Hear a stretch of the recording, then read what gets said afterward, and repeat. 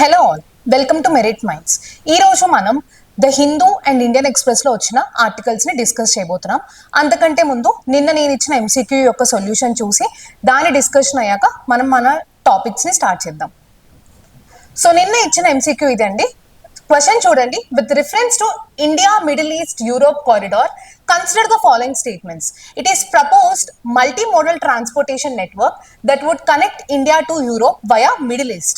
It has gained support from the World Bank. It will be the longest transportation corridor in the world. Which of the statements given above is or are correct? A, 1 and 2 only.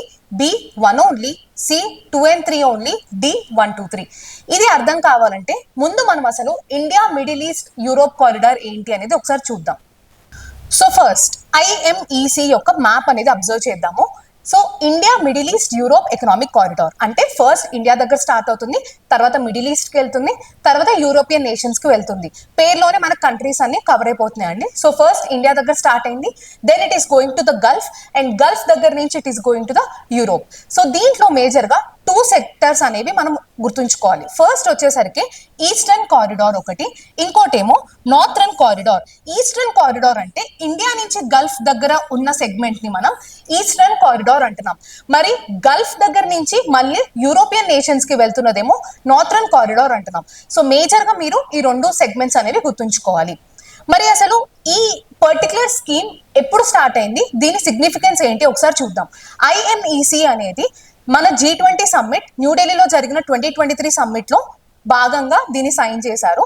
So ఎవరెవరు sign చేశారు అంటే India, US, Saudi Arabia, UAE, France, Germany, Italy and European union.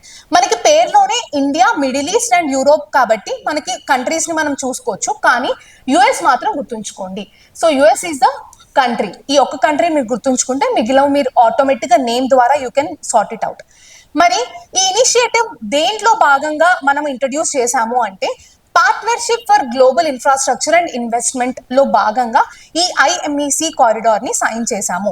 అసలు ఈ partnership for global infrastructure and investment ఏంటి అంటే ఇది G7 యొక్క initiative. G7 countries launch చేసిన initiative is your PGII. G7 countries ఏమనుకున్నాయి అంటే చైనా ఏదైతే BRI లాంచ్ చేసిందో అంటే బెల్ట్ అండ్ రోడ్ ఇనిషియేటివ్ ఏదైతే స్టార్ట్ చేసిందో దాన్ని కౌంటర్ చేయడానికి ఈ PGII అనేది స్టార్ట్ చేశారు. అంటే ఏంటి, డెవలపింగ్ కంట్రీస్ లో ఏదైనా ఇన్ఫ్రాస్ట్రక్చర్ ప్రాజెక్ట్స్ ని ఫండింగ్ కోసం స్టార్ట్ చేసిన ప్రాజెక్టే PGII. So this is mainly to counter your BRI అంటే బెల్ట్ అండ్ రోడ్ ఇనిషియేటివ్ ని కౌంటర్ చేయడం కోసమే ఈ PGII అనేది G7 కంట్రీస్ స్టార్ట్ చేశాయి. మనకు తెలుసు కదండి, China mostly debt trap diplomacy అనేది ఫాలో అవుతుంది. అంటే ఎక్కువ అప్పిచ్చేసి తర్వాత వాళ్ళకి కావాల్సింది ఆ కంట్రీస్ దగ్గర నుంచి లాక్కోవడం. సో ఆ డెట్ ట్రాప్ డిప్లొమసీకి కౌంటర్ చేయడం కోసమే PGII అనేది స్టార్ట్ చేశాము. PGII లో భాగంగా వచ్చింది మన ఐఎంఈసి లో ఉన్న కంట్రీస్ ఒకసారి గుర్తుంచుకోండి. ఐఎంసి లో ఉన్న 2 సెగ్మెంట్స్ ఇందాక మనం డిస్కస్ చేసినాం కదా మ్యాప్ లో, అది గుర్తుంచుకోండి. It is part of PGII అని గుర్తుంచుకోండి. PGII అసలు ఎవరి ఇనిషియేటివ్ అంటే G7 కంట్రీస్ యొక్క ఇనిషియేటివ్. మరి ఎందుకు అంటే to counter your belt and road initiative of China. So this is the importance of your IMEC. మరి ఐఎంఈసి యొక్క ఆబ్జెక్టివ్ ఏంటి అంటే to develop and integrated network of ports, railways, roads, sea lines, energy pipelines and digital infrastructure aimed at enhancing trade between India and Middle East and Europe. So అన్ని విధాలుగా అంటే roadways, railways, see ports అన్ని విధాలుగా connect చేసుకుంటూ India దగ్గర నుంచి middle east దగ్గర నుంచి యూరోప్ ని కనెక్ట్ చేయడమే మేజర్ ఆబ్జెక్టివ్ ఆఫ్ యువర్ ఐఎంఈసి. దీనివల్ల గ్లోబల్ ట్రేడ్ అనేది కాస్ట్ ఎఫెక్టివ్ కూడా అవుతుంది, ఫాస్ట్ గా కూడా ఇండియా నుంచి యూరోప్ అనేది ట్రేడ్ కూడా ఫాస్ట్ గా మనం చేయొచ్చు. So this is the main objective of your IMEC. So ఇప్పుడు క్వశ్చన్ ఒకసారి చూద్దాం. సో ఇప్పుడు ఫస్ట్ స్టేట్మెంట్ చూడండి. It is a proposed multimodal transportation. మల్టీమోడలే కదండి, మనం ఏమనుకున్నాం, రోడ్వేస్, రైల్వేస్, సీ లైన్స్ 3 వాడి మనం ట్రేడ్ అనేది చేస్తున్నాం. So మల్టీమోడలే. It has gained support from World Bank. This is also correct. It will be the longest transportation corridor in the world. ఇది తప్పండి. ట్రాన్స్-సైబేరియన్ పాత్ ఏదైతే ఉందో that is the longest transportation corridor, ఇది కాదు. సో 1 and 2 స్టేట్మెంట్సే correct కాబట్టి answer వచ్చేసరికి A, 1 and 2 only. ఈ రోజు మన ఫస్ట్ టాపిక్ వచ్చేసి financial stability and development council. అసలు financial stability and development council అనేది ఏంటి, దాంట్లో మెంబర్స్ ఎవరు, దాని చైర్పర్సన్ ఎవరు అనేది మనం డిస్కస్ చేద్దాము.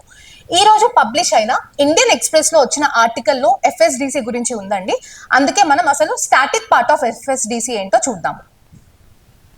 అసలు ఎఫ్ఎస్డిసి ఏంటి? ఇప్పుడు ఏ బాడీ గురించి మీరు చదువుతున్నా మేజర్ గా మీరు ఫస్ట్ క్వశ్చన్ వేయాల్సింది అదొక కాన్స్టిట్యూషనల్ బాడీయా, అది స్టాచ్యుటరీ బాడీయా ఆర్ నాన్ స్టాచ్యుటరీ బాడీయా అనేది మీరు ఫస్ట్ అర్థం చేసుకోవాలి. ఎఫ్ఎస్డిసి ఏంటి? అదొక నాన్ స్టాచ్యుటరీ బాడీ. మరి ఎలా సెటప్ చేసాము అంటే ఎగ్జిక్యూటివ్ ఆర్డర్ బేస్డ్ మీద సెటప్ చేసాము. ఏ ఇయర్ లో సెటప్ చేసాము అంటే 2010 లో సెటప్ చేసాము.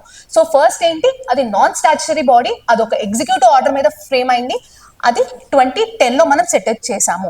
మరి ఏ మినిస్ట్రీ కింద వస్తుంది అంటే మినిస్ట్రీ ఆఫ్ ఫినాన్స్ కింద వస్తుంది. మరి ఏ కమిటీ రికమెండేషన్స్ మీద సెటప్ చేసాము అంటే రఘురామ్ రాజన్ కమిటీ రికమెండేషన్స్ మీద ఎఫ్ఎస్డిసి అనేది సెటప్ చేసాము. దాని ఫంక్షనింగ్ వచ్చేసి ఏంటి అంటే మేజర్ గా మన ఎకానమీలో మ్యాక్రో ఎకనామిక్ ఇండికేటర్స్ ని దాన్ని మానిటర్ చేయడము, దానికి ఫినాన్షియల్ స్టెబిలిటీ గురించి మానిటర్ చేయడము and various economic or financial regulators మధ్య కోఆర్డినేషన్ అనేది తీసుకురావడము. This is a major function of your FSDC. అంటే ఫస్ట్ ఏం చేస్తుంది, మానిటర్ చేస్తుంది macro economic and financial developments ని. నెక్స్ట్ ఏం చేస్తుంది, ఫినాన్షియల్ స్టెబిలిటీకి ఏమైనా రిస్క్ ఉందా అనేది అసెస్ చేస్తుంది. నెక్స్ట్ ఏం చేస్తుంది, coordination among the various financial regulators. So these are the major functions of your FSDC. మరి FSDC చైర్పర్సన్ ఎవరు అంటే మన minister of finance chairperson of your FSDC. మరి FSDC లో మెంబర్స్ ఎవరు ఉంటారు అంటే all these are the members, అంటే heads of these institutions are the members of FSDC. ఎవరెవరు అంటే head of your RBI, SEBI, insurance regulatory and development authority IRDAI అంటాం దాన్ని, pension fund regulatory and development authority PFRDA అంటాం, chief economic adviser. వీళ్ళందరూ కూడా members of your FSDC. Chair ఎవరు అంటే union finance minister. ఇవి important facts about your FSDC. మరి ఒకసారి క్వశ్చన్ చూద్దాము. క్వశ్చన్ తో పాటు మనం సబ్ కమిటీ ఆఫ్ FSDC కూడా డిస్కస్ చేద్దాము. Consider the following statements about FSDC subcommittee. It is set up under the chairmanship of the governor of RBI. It includes all FSDC members, 4 RBI deputy governors and Department of Economic Affairs additional secretary. Select the correct option. A, 1 only, B, 2 only, C, both 1 and 2, D, neither 1 nor 2. ఇందాక మనం FSDC గురించి చదివాం. FSDC కిందే sub committee అనేది ఉంటుందండి. FSDC ఎవరు chair చేస్తున్నారు, union finance minister chair చేస్తున్నారు. మరి సబ్ కమిటీ ఎవరు చైర్ చేస్తారు అంటే గవర్నర్ ఆఫ్ RBI చైర్ చేస్తారు. ఇది గుర్తుంచుకోండి. ఇంకా it includes all members of FSDC members. అంటే FSDC లో మెంబర్స్ ఎవరెవరు అనుకున్నాం, heads of RBI, SEBI, PFRDA, వీళ్ళందరూ మెంబర్స్ ఎవరైతే ఉన్నారో వాళ్ళందరూ ఇక్కడ సబ్ కమిటీలో కూడా మెంబర్సే. వాళ్ళతో పాటు ఇంకెవరు ఉంటున్నారు అంటే 4 RBI deputy governors and department of economic affairs additional secretary కూడా ఉంటారు. So both the statements are correct. So answer ఏమవ్వాలండి, సి, బోత్ 1 and 2. ఈ సబ్ కమిటీ గురించి కూడా ఇంపార్టెంట్. సబ్ కమిటీ గురించి నేను MCQ రూపంలో ఇచ్చాను. FSDC గురించి మనం ఇందాకే చూసాము. MCQs ప్లీజ్ మ్యాండేటరీగా చూడండి. మీరు ఆన్సర్ కమెంట్ డౌన్ చేయండి. నేను ప్రతి ఆర్టికల్ కి MCQ అనేది పెడుతున్నాను, మీ రివిజన్ కోసమే పెడుతున్నాను. So please do solve these MCQs. Second topic వచ్చేసి state of world population report 2025. ఈ రిపోర్ట్ ని రీసెంట్ గా UNFPA రిలీజ్ చేసిందండి. సో దీనికి రిలేటెడ్ గా ఉన్న న్యూస్ ఆర్టికల్ ఈ రోజు వచ్చింది. సో దీన్ని ఒకసారి డిస్కస్ చేద్దాము. చూడండి, India's population has hit 146.39 crore UNFPA. So UNFPA every year మనకి state of world population report అనేది రిలీజ్ చేస్తుంది. ఈ ఇయర్ రిపోర్ట్ నిన్ననే రిలీజ్ చేసింది. దాంట్లో ఏమేమి చెప్పిందో ఒకసారి చూద్దాము. సో అసలు UNFPA ఫుల్ ఫామ్ ఏంటి అంటే యునైటెడ్ నేషన్స్ పాపులేషన్ ఫండ్. ఇది every year state of world population report అనేది రిలీజ్ చేస్తుంది. 2025 ఇయర్ది నిన్ననే రిలీజ్ చేసిందండి. మరి దాని మేజర్ థీమ్ వచ్చేసరికి real fertility crisis. So real fertility crisis గురించి ఈ ఇయర్ రిపోర్ట్ యొక్క థీమ్.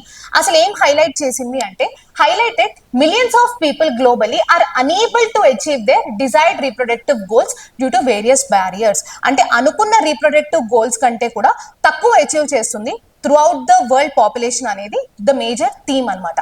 మరి ఇండియా స్పెసిఫిక్ ఇన్ఫర్మేషన్ ఏముందో చూద్దాం. ఫస్ట్ ఇన్ఫర్మేషన్ వచ్చేసరికి ఏప్రిల్ కల్లా ఇండియన్ పాపులేషన్ 146.39 crore రీచ్ అయింది అని ఫస్ట్ ఇన్ఫర్మేషన్ ఉంది. నెక్స్ట్ వచ్చేసరికి మన కంట్రీ టోటల్ ఫర్టిలిటీ రేట్ వచ్చేసరికి 1.9 కి పడిపోయిందంట. ఇది ఎంతగా పడిపోయింది అంటే falling below the replacement level of 2.1. మన రీప్లేస్మెంట్ లెవెల్ వచ్చేసరికి 2.1, కానీ దానికంటే టోటల్ ఫర్టిలిటీ రేట్ కిందకు వచ్చేసింది. అంటే 1.9 ఏమో టోటల్ ఫర్టిలిటీ రేట్ అయింది, రీప్లేస్మెంట్ రేట్ ఏమో 2.1 దగ్గర ఉంది. The population is expected to grow 170 crore before starting to dip in about 40 years. అంటే ఇండియన్ పాపులేషన్ ఫస్ట్ 170 crore కి రీచ్ అయ్యి తర్వాత తగ్గడం స్టార్ట్ అవుతుంది అని చెప్తుంది. సో ఇప్పుడు ఎక్కడ ఉన్నామండి? 146.39 crores దగ్గర ఉన్నాం. 170 వరకు మనం ఇంక్రీజ్ అయ్యి 170 crore ఇంక్రీజ్ అయ్యాక ఆటోమేటిక్ గా పాపులేషన్ అనేది డిక్లైనింగ్ ట్రెండ్ చూస్తుంది ఇండియా అని ఈ 3 పాయింట్స్ ఇండియన్ స్పెసిఫిక్ పాయింట్స్ అనేది నిన్న state of world population report లో చెప్పబడేది. సో దీంట్లో మనకి మేజర్ గా 2 వర్డ్స్ అనేవి అర్థం అవ్వాలి. ఫస్ట్ వచ్చేసరికి టోటల్ ఫర్టిలిటీ రేట్ అంటే ఏంటి, రీప్లేస్మెంట్ లెవెల్ అంటే ఏంటి, ఈ 2 వర్డ్స్ మీనింగ్ ఒకసారి మనం డిస్కస్ చేద్దాం. టోటల్ ఫర్టిలిటీ రేట్ అంటే ఒక ఉమెన్ తన రీప్రొడక్టివ్ ఏజ్ లో ఎంత మంది చిల్డ్రన్ కి తను బర్త్ ఇవ్వగలదు అనేది total fertility rate. Replacement level అంటే ప్రెసెంట్ ఉన్న జనరేషన్ లో ఉమెన్ అందరూ కూడా ఎంత మంది చిల్డ్రన్ కి బర్త్ ఇవ్వాలి సో దట్ నెక్స్ట్ జనరేషన్ ఈ జనరేషన్ తో ఈక్వల్ అవుతుంది అనేది రీప్లేస్మెంట్ లెవెల్. అంటే ఇప్పుడున్న ఉమెన్ 2.1 అనుకుంటున్నాం మనం రీప్లేస్మెంట్ లెవెల్. అంటే ప్రతి ఉమెన్ కూడా అట్లీస్ట్ 2 చిల్డ్రన్ కి బర్త్ ఇవ్వాలి. కానీ రీప్లేస్మెంట్ లెవెల్ కంటే కూడా టోటల్ ఫర్టిలిటీ రేట్ తక్కువ ఉంది. ఇప్పుడు టోటల్ ఫర్టిలిటీ రేట్ ఎంత అంటున్నాం? 1.9 అంటున్నాం. కానీ రీప్లేస్మెంట్ లెవెల్ ఎంత ఉంది? 2.1 ఉంది. అంటే total fertility rate replacement rate కంటే తక్కువ ఉంది అంటే మీనింగ్ ఏంటి? రీప్లేస్మెంట్ లెవెల్ అంతా పాపులేషన్ మనం రీచ్ అవ్వట్లేదు. అంటే నెక్స్ట్ జనరేషన్ ప్రెసెంట్ ఉన్న జనరేషన్ కంటే కూడా తక్కువ పాపులేషన్ తో ఉంటది అని మీనింగ్. అదే టోటల్ ఫర్టిలిటీ రేట్ కనుక రీప్లేస్మెంట్ రేట్ కంటే ఎక్కువ ఉంది అనుకుందాం. ఇప్పుడు రీప్లేస్మెంట్ లెవెల్ ఎంత? 2 అంటున్నాం. అదే టోటల్ ఫర్టిలిటీ రేట్ 4 ఉంది అనుకుందాం. 4 ఉంటే మీనింగ్ ఏంటి? ప్రతి ఉమెన్ 4 చిల్డ్రన్ కి బర్త్ ఇస్తుంది అని మీనింగ్.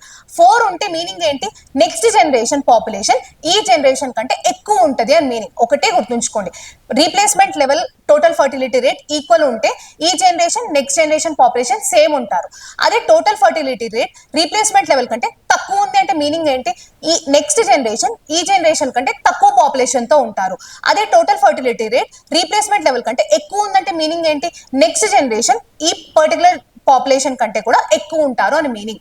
ప్రెసెంట్ అయితే మన టోటల్ ఫర్టిలిటీ రేట్ అనేది రీప్లేస్మెంట్ లెవెల్ కంటే తక్కువ ఉంది ఇండియాలో. అంటే నెక్స్ట్ వచ్చే జనరేషన్ పాపులేషన్ ప్రెసెంట్ ఉన్న జనరేషన్ కంటే తక్కువ ఉంటది అని meaning. So this is your total fertility and replacement level concept. మరి క్వశ్చన్ సాల్వ్ చేద్దాం. Consider the following statements regarding United Nations population fund. It publishes state of world population report every year to analyse the developments and trends in the world population and demographic. ఇది కరెక్టే కదండి, every year publish చేస్తుంది, కరెక్టే. It mandate is established by United Nations economic and social council. ఇది correct. మన United Nations population fund అనేది ఈకోసాక్ mandate based మీద ఎస్టాబ్లిష్ అయింది. సో 2 స్టేట్మెంట్స్ కరెక్ట్ కాబట్టి ఆన్సర్ ఏమవ్వాలి? C, both 1 and 2. Moving on to third topic of the day వచ్చేసి ప్రధాన్ మంత్రి సురక్షిత్ మాతృత్వ అభియాన్ కంప్లీటెడ్ 9 years అనమాట. అంటే ఈ పర్టికులర్ ప్రధాన్ మంత్రి సురక్షిత్ మాతృత్వ అభియాన్ అనే స్కీమ్ 9 years కంప్లీట్ చేసింది కాబట్టి దాని ఆబ్జెక్టివ్స్ ఏంటి అనేది ఒకసారి చూద్దాం. సో అసలు ఇది ఏం స్కీమ్? మనం స్కీమ్స్ చదువుతున్నప్పుడు ఫస్ట్ మనం క్వశ్చన్ చేయాల్సింది అది centrally sponsored schema, central sector schema అనేది మనం క్వశ్చన్ చేయాలి. సో ఈ స్కీమ్ ఏంటంటే this is a centrally sponsored scheme. Next question వచ్చేసరికి అది ఏ మినిస్ట్రీ కింద ఉంది అనేది నెక్స్ట్ క్వశ్చన్. ఏ మినిస్ట్రీ కింద ఉంది? Ministry of women and child development. మరి ఈ స్కీమ్ కింద మనం ఏం చేస్తున్నాము అంటే డైరెక్ట్ బెనిఫిట్ ట్రాన్స్ఫర్ అనేది చేస్తున్నాం. అంటే మనీ అనేది ప్రెగ్నెంట్ ఉమెన్ బ్యాంక్స్ కి ట్రాన్స్ఫర్ చేస్తున్నాం. ఎందుకు ట్రాన్స్ఫర్ చేస్తున్నాం అంటే to help them to meet their nutritional needs. అంటే ప్రతి ప్రెగ్నెంట్ ఉమెన్ ప్రెగ్నెన్సీతో ఉన్నప్పుడు వాళ్ళకి కొన్ని న్యూట్రిషనల్ నీడ్స్ అనేది మ్యాండేటరీగా ఫాలో అవ్వాలి. That is helping the birth of the child అనమాట. చైల్డ్ యొక్క డెవలప్మెంట్ కోసం మనము న్యూట్రిషనల్ నీడ్స్ అనేది వాళ్ళు మీట్ అవ్వాలి కాబట్టి అవి మీట్ అవ్వడం కోసం మనం మనీ అనేవి వేస్తున్నాం. మనీ అదొక్కటే కాకుండా వాళ్ళు ప్రెగ్నెంట్ గా ఉన్నప్పుడు వేజ్ లాస్ అయింది కాబట్టి దాన్ని కాంపెన్సేట్ చేయడం కోసం కూడా మనీ అనేది ట్రాన్స్ఫర్ చేస్తున్నాం. The main objective is direct benefit transfer to meet the nutritional needs and to compensate the wage loss. ఈ రెండు కోసం మనం మనీ అనేది వేస్తున్నాము. మరి టార్గెట్ బెనిఫిషరీస్ ఎవరు అంటే first pregnant women and lactating women. అంటే చైల్డ్ బర్త్ ఇచ్చినా కూడా కొన్ని మంత్స్ అనేది మదర్ ఇంట్లోనే ఉండాలి చైల్డ్ ని చూసుకుంటూ, కాబట్టి we are concentrating on both pregnant women and lactating women, గుర్తుంచుకోండి. అండ్ ఎవరు ఉమెన్ అయితే ఆల్రెడీ వేరే స్కీమ్స్ లో కనుక కవర్ అయితే వాళ్ళు ఇక్కడ కవర్ అవ్వరండి. అండ్ ఈవెన్ గవర్నమెంట్ ఎంప్లాయీస్ కూడా కవర్ అవ్వరు, మిగిలిన అందరూ కూడా they are covered and this particular scheme. మరి అసలు ఆబ్జెక్టివ్స్ ఆఫ్ ద స్కీమ్ ఏంటో చూద్దాం. ఫస్ట్ ఆబ్జెక్టివ్ వచ్చేసరికి ప్రతి ఉమెన్ కి వాళ్ళు second and third trimester reach అయ్యేసరికి ఒక ఏఎన్సీ టెస్ట్ అన్న చేయాలి. ఏఎన్సీ మీనింగ్ ఏంటి అంటే యాంటీనేటల్ టెస్ట్ అన్నమాట. యాంటీనేటల్ చెకప్ ఎందుకు చేస్తాము అంటే ఫీటల్ డెవలప్మెంట్స్ అబ్జర్వ్ చేయడం కోసం చేస్తామన్నమాట. సో అది ఫస్ట్. సెకండ్ ఏంటంటే హై రిస్క్ ప్రెగ్నెన్సీస్ ని ఐడెంటిఫై చేయడము. థర్డ్ ఏంటంటే ప్రతి ప్రెగ్నెంట్ ఉమెన్ కి మనము డయాగ్నోస్టిక్ చేయాలి, అంటే యాంటీనేటల్ టెస్ట్ అలాంటివి చేయాలి, వాళ్ళకి కౌన్సిలింగ్ ఇవ్వాలి, ఎలాంటి ఫుడ్ తినాలి ఏంటి అనేది, అండ్ రిస్క్ స్ట్రాటిఫికేషన్, అంటే ఏ ఉమెన్ అయితే హై రిస్క్ ప్రెగ్నెన్సీతో ఉన్నారో వాళ్ళకి రిస్క్ స్ట్రాటిఫికేషన్ అనేది చేస్తాము. నెక్స్ట్ ఏంటి అంటే హై రిస్క్ ప్రెగ్నెన్సీని ట్రాక్ చేయడం through a name based monitoring system. వాళ్ళని ట్రాక్ చేసి వాళ్ళు ఎలా హెల్దీగా ఉంటున్నారా, బాగా తింటున్నారా లేదా అని ట్రాక్ చేస్తాము. Raise awareness and mobilise private sector participation. So just public sector doctors నే కాకుండా ప్రైవేట్ సెక్టర్ ని కూడా మనం ఇంక్లూడ్ చేసుకొని అవేర్నెస్ అనేది క్రియేట్ చేయడము. Next pregnant women receive a standard package of ANC services every 9th of the month at government hospitals. ఇది very important. Every month 9th అంటే సపోజ్ ఇది జూన్ కదండి, 9th జూన్, జూలై అయితే 9th July, every month 9th date రోజు ప్రతి pregnant women ఏ government ఫెసిలిటీస్కి వెళ్ళినా కానీ తనకు ఒక ఏఎన్సీ ప్యాకేజ్ అనేది ఉంటుంది. ఏఎన్సీ ప్యాకేజ్ అంటే ఈ టెస్ట్లన్నీ వాళ్ళకి చేస్తారనమాట. So these are the objectives. Remember the date 9th of every month. And ఈ ఆబ్జెక్టివ్స్ అనేది మీరు మీ మెయిన్స్ ఆన్సర్స్ లో రాసుకోవచ్చు. ప్రధాన్ మంత్రి సురక్షిత్ మాతృత్వ అభియాన్ కిందనే we have launch extended Pradhan Mantri Surakshit మాతృత్వ అభియాన్ అనమాట. ఇది ఎప్పుడు లాంచ్ చేసామంటే జనవరి 2022లో లాంచ్ చేసాం. ఇది ఎందుకు లాంచ్ చేసామంటే మేజర్ గా హై రిస్క్ ప్రెగ్నెన్సీస్ ఉమెన్ ని మానిటర్ చేయడం కోసమే మనం లాంచ్ చేసాం. ఇప్పుడు హై రిస్క్ ప్రెగ్నెన్సీ ఉమెన్ ఎవరైతే ఉన్నారో వాళ్ళు బేబీని డెలివర్ చేసిన తర్వాత 45 days వరకు వాళ్ళని మనం మానిటర్ చేస్తాము. So that is the main objective of the scheme అనమాట. మరి ఫీచర్స్ ఏంటో చూద్దాం. దీంట్లో మేజర్ గా మనం డిజిటల్ ఫాలో అప్ అనేది చేస్తామండి. అంటే ఏంటి, వాళ్ళకి ఎస్ఎంఎస్ అనేది పంపుతూ ఉంటాము. ఎవరెవరికి పంపుతాము? Both for pregnant women and ASHA workers కూడా మనం మెసేజెస్ అనేది పంపుతాం. సో డిజిటల్ గా మనం వాళ్ళని ఫాలో అప్ చేస్తున్నాము. సెకండ్ వచ్చేసరికి ఫినాన్షియల్ ఇన్సెంటివ్స్ కూడా ఇస్తున్నాము. ఎవరెవరికి ఇస్తున్నామంటే both for pregnant women and ASHA workers కూడా ఇస్తున్నాము. థర్డ్ వచ్చేసరికి programme allows up to 4 antenatal care అనమాట. ఇందాకేమో 1 యాంటీనేటల్ కేర్ చూసాము, ఇక్కడేమో up to maximum 4 antenatal checkups అనేది వాళ్ళకి ప్రొవైడ్ చేస్తున్నాము. So these are the features. ఇది మేజర్ గా high risk pregnancy areas and high risk pregnancy ఉన్న ఉమెన్ కి మానిటర్ చేయడం కోసం మనం లాంచ్ చేసిన స్కీమ్ అనమాట. మరి ఎంసీక్యూ సాల్వ్ చేద్దామండి. With reference to Pradhan Mantri Surakshit మాతృత్వ Abhiyan, consider the following statement. This scheme guarantees a minimum package of antenatal care services to women in their second and third trimesters of pregnancy and 6 months post delivery health care services in any government health facility. ఇక్కడ దాకా correct అండి, కానీ 6 months post delivery అనేది మనం చేయట్లేదు. Only high risk pregnancy వాళ్ళకి 45 days వరకు చేస్తున్నాం, కానీ 6 months వరకు మనం ఎవరికి చేయట్లేదు. సో ఫస్ట్ స్టేట్మెంట్ ఇది తప్పు. Second, under this scheme private sector health care providers of certain specialities can volunteer to provide service at near by government health facilities. ఇది ఫీచర్స్ లో చూసామా లేదా? పబ్లికే కాకుండా ప్రైవేట్ డాక్టర్స్ కూడా దీంట్లో కాంట్రిబ్యూట్ చేయొచ్చు అని. సో సెకండ్ స్టేట్మెంట్ తప్పు. ఫస్ట్ స్టేట్మెంట్ లో 6 months పోస్ట్ డెలివరీ అనేది లేదు. సో ఆన్సర్ వచ్చేసరికి మనకి బి ఓన్లీ 2 అయింది. నెక్స్ట్ టాపిక్ వచ్చేసరికి ఇండియన్ ఎక్స్ప్రెస్ యాడ్ పేజ్ లో ఇది ఒకటి వచ్చిందండి, అబౌట్ కబీర్ సాహిబ్ జీ. సో ఒకసారి సెయింట్ కబీర్ గురించి మనం రివైజ్ చేద్దాము. ఈ రోజు ఆయన birth anniversary. So let us discuss about Kabir. Kabir గురించి మనం మిడివల్ హిస్టరీ చదువుతున్నప్పుడు about Bhakti and Sufi movement లో భాగంగా will read about Kabir Das. ఒకసారి ఆయన బర్త్ యానివర్సరీ కాబట్టి ఒకసారి ఇది చూద్దామండి.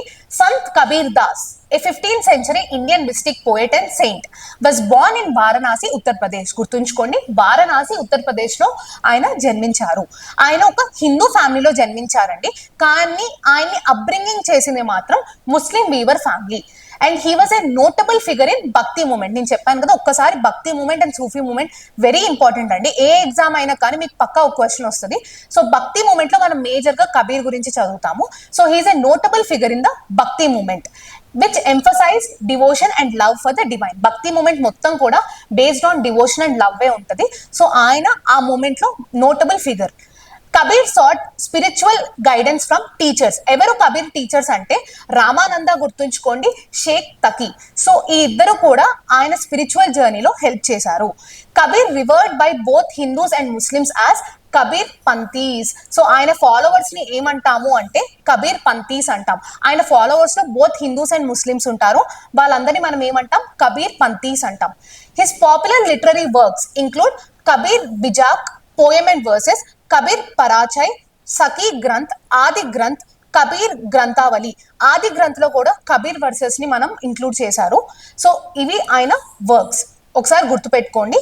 Kabir బిజాక్, Kabir పరిచాయ్, Sakhi Granth, Adi Granth, Kabir Granthavali. His works written in Braj Bhasha and Awadhi. So major గా భక్తి మూమెంట్ మనం చదివితే మోస్ట్ ఆఫ్ ద సెయింట్స్ అందరూ కూడా వర్నాక్యులర్ లాంగ్వేజెస్ లోనే రాసున్నారు. అండ్ దాని వల్లనే వర్నాక్యులర్ లాంగ్వేజెస్ అనేవి ఎక్కువ ప్రమోట్ అయ్యాయి. సో కబీర్ కూడా హిందీలో వాటిలో కంటే కూడా ఎక్కువ దేంట్లో రాశారు, బ్రజ్ భాష ఒకటి, అవధిలో రాశారు. And significantly influence Indian literature and development of Hindi language. So ఆయన హిందీ లాంగ్వేజ్ డెవలప్మెంట్ కి హీ డిడ్ కాంట్రిబ్యూట్ ఎలాట్ అనమాట. సో మేజర్ గా ఏ లాంగ్వేజెస్ లో రాశారు, ఏ డైలెక్ట్స్ లో రాశారు అంటే బ్రజ్ భాష అండ్ అవధి డైలెక్ట్స్ లో రాశారు. అండ్ ఆయన లిటరరీ వర్క్స్ గుర్తుంచుకోండి. ఆయన 15th century పోయట్. అండ్ ఆయన కాంటెంపరీ కింగ్స్ ఎవరో మీరు చూసి కమెంట్ ఇట్ డౌన్.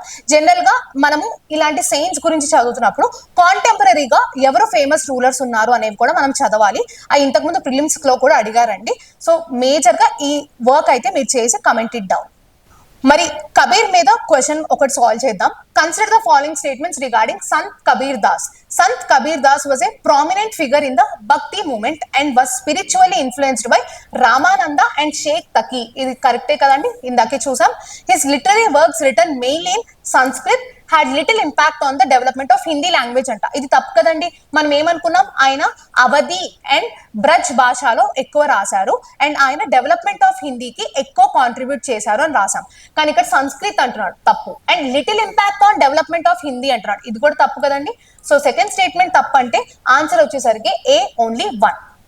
సో ఈ రోజు ఎంసీక్యూ అనేది చూద్దాము. దీని ఆన్సర్ ని యాజ్ యూజువల్ గా మీరు కమెంట్ ఇట్ డౌన్. రేపు మనం దీని ఆన్సర్ ని డిస్కస్ చేద్దాము. Consider the following statements regarding the International Conference on Disaster Resilient Infrastructure.